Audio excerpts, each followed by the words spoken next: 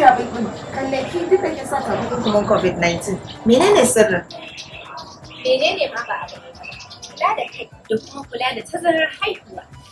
Ashe, kenan wannan shine dalilin ratin haihuwar ki har wajen tsawon shekara 3? Yar uwa, ba gaggawa nake ba, amma na yi nasarar samun shawara daga gurin ƙwararrun likitoci domin samun tazarar haihuwa. To ta ya za a yi in same su? Ga lambar wayar suna. A gaskiya dole a garzaya in kira su. Kuma sannan idan ta kira su zance musu Hajiya Bulbul ce ta bani lambar.